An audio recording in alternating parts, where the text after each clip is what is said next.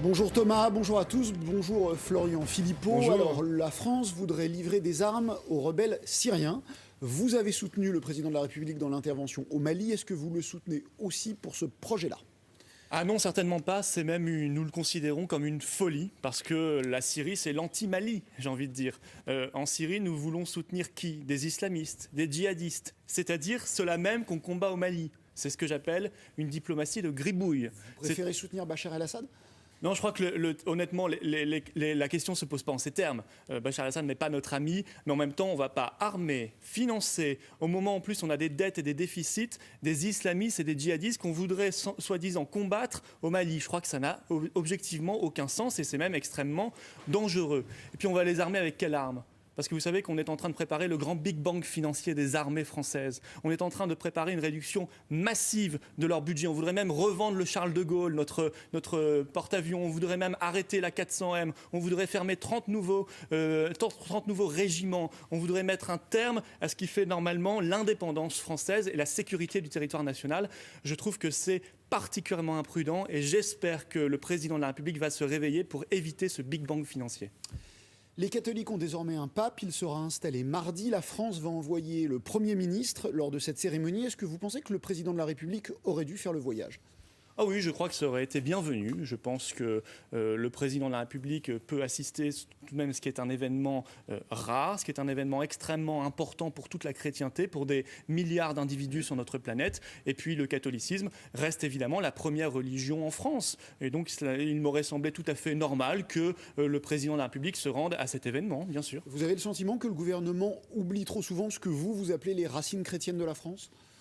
Oh, en tout cas, dès qu'il s'agit de l'Église catholique ou de la chrétienté, on va tout de suite fouiller les poubelles, on veut essayer de créer des polémiques plus vite que pour toute autre religion. Je crois que c'est assez clair et on sent qu'il y a même parfois des relents de cathophobie dans le gouvernement. Je crois que c'est évident pour tout le monde, alors qu'effectivement, ça reste de loin la première religion française et qu'il y a des racines chrétiennes à la France absolument évidentes, ce qui n'est d'ailleurs pas contradictoire du tout avec notre attachement extrêmement fort au principe de laïcité. Mais il ne faut pas oublier d'où on vient, quelle est notre histoire et quelle est notre religion majoritaire. Mais par exemple, les polémiques naissantes sur le passé du pape qui aurait été plus ou moins complice de la dictature, ça vous choque ?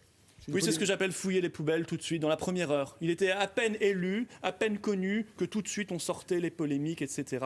Ce qu'on ne fait pour aucune autre religion, alors qu'en plus je crois qu'il s'est expliqué dans une autobiographie en 2005. Alors les historiens feront le travail, c'est pas à moi de le faire, je ne sais pas quelle est la réalité. Mais moi ce que je retiens pour l'instant de ce pape, c'est qu'il apparaît comme extrêmement attaché au problème de pauvreté, de réduction des inégalités, qu'il a pointé du doigt le drame de la mondialisation sauvage. Et ça peut être très intéressant dans le grand débat public mondial. Alors dans l'actualité purement française aujourd'hui, sur un tout autre domaine, l'installation des radars volants sur les routes, est-ce que vous avez le sentiment qu'on s'en prend trop aux automobilistes ? Je vais finir par croire qu'il vaut mieux être voyou qu'automobiliste en France. On a plus de chances d'être laissé tranquille.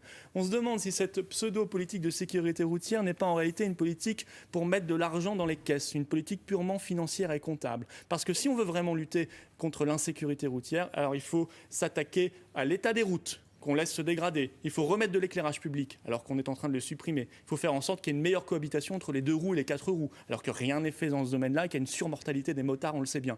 Plutôt que de toujours taper au porte-monnaie ceux qui ne diront rien, ceux qui ne râleront pas, ceux qui sont faits pour payer.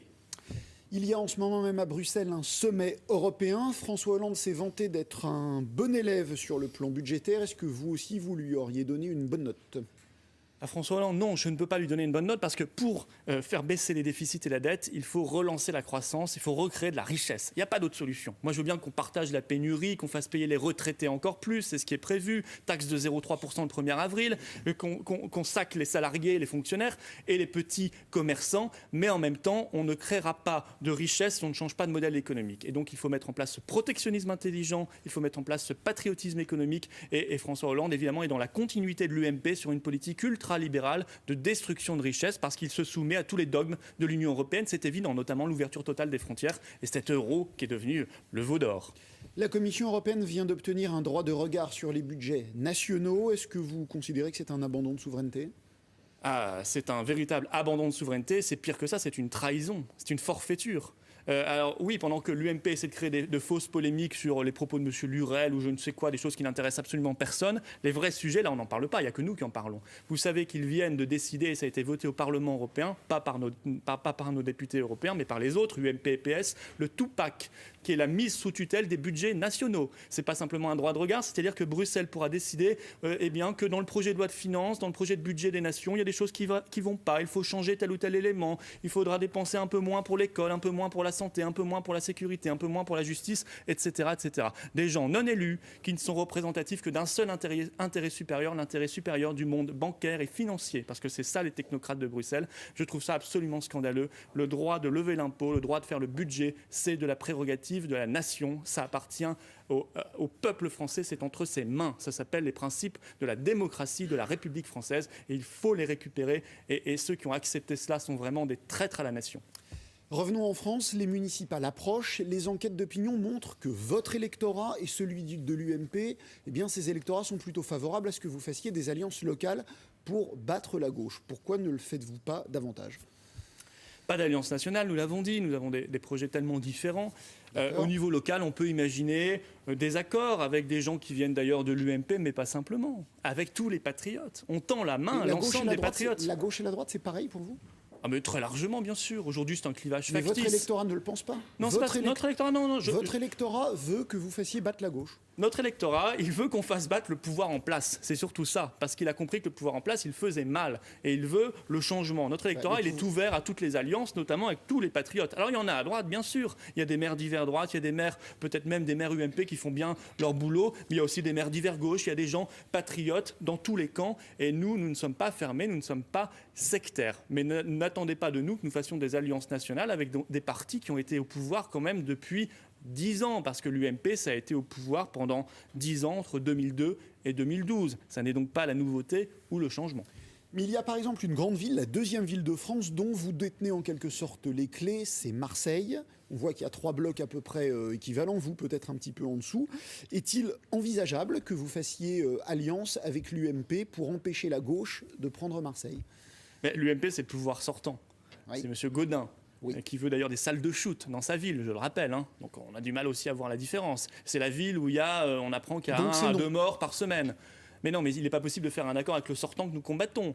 Stéphane Ravier est un excellent candidat. Vous dites qu'il est l'arbitre. Il n'est pas simplement l'arbitre. Il est l'équipe qui gagne. Il est l'équipe qui va marquer le but et qui va faire gagner son camp. En l'occurrence, le camp bleu marine. Vous savez bien qu'il ne gagnera pas. Donc mais bien sûr que si, il peut gagner. Faire élire la droite ou faire élire la gauche. Particulièrement Stéphane Ravier, qui, je crois, aux législatives, a fait 49,5% des voix, ou peut-être même un peu plus dans sa circonscription à Marseille. Il est très connu, très aimé des Marseillais. Moi, je crois qu'il va gagner. Et je crois qu'il n'aura pas besoin de faire des alliances contre nature. En revanche, il y a des hommes et des femmes de bonne volonté qui viennent d'ailleurs du Front National sur cette liste, je crois, Marseille Bleu Marine, eh bien, je crois qu'ils seront les bienvenus. Voilà, je crois qu'ils seront les bienvenus parce qu'encore une fois, un camp qui gagne, c'est un camp qui rassemble.